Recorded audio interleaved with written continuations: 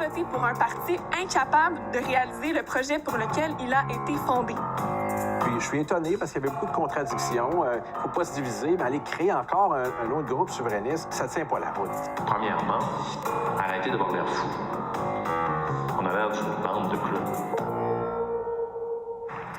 Une nouvelle rupture au Parti québécois qui se retrouve encore une fois obligé de défendre sa place de vaisseau amiral au sein du mouvement souverainiste. Michel, Catherine Fournier est partie parce qu'elle ne croit plus au Parti québécois comme le bon véhicule pour arriver à l'indépendance. Qu'est-ce que vous retenez de tout ça? Est-ce que le mouvement souverainiste est capable de repartir vraiment sur de nouvelles bases? Le mouvement souverainiste, peut-être éventuellement. Le PQ, c'est pas évident. Honnêtement, je pense que Mme Fournier a raison. Il y a une grosse perte de confiance envers le PQ dans la population. Vous savez, on dit souvent, si le PQ va si mal, c'est parce que les gens ne veulent plus entendre parler de la souveraineté. J'en arrive à me demander si c'est pas des fois un peu le contraire. Que les gens ne veulent plus entendre parler de souveraineté parce qu'ils sont plus capables de supporter les chicanes du PQ. Le messager, quand le messager n'est plus apprécié, le message nécessairement ne passe plus.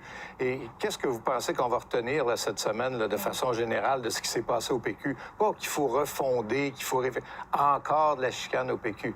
Alors, honnêtement, je ne sais pas trop par où il faut prendre ça, mais je doute, moi, que le PQ puisse redevenir ce qu'il était avant, là, c'est-à-dire le navire amiral, et même pas un petit navire, là.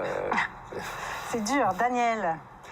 Écoutez, la virulence avec laquelle certains ténors du PQ ont accueilli le geste de Mme Fournier, l'échange de gazouillis assez acerbe entre Bérubé et Hossan, tout ça laisse croire que la santé de ce parti-là n'est pas très bonne, pour ne pas dire plus.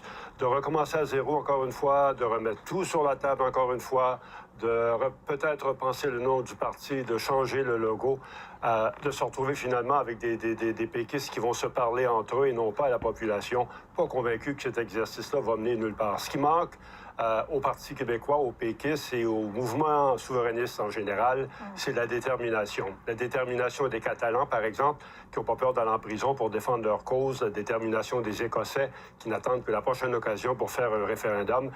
Je la sens pas dans le mouvement souverainiste québécois, cette détermination-là.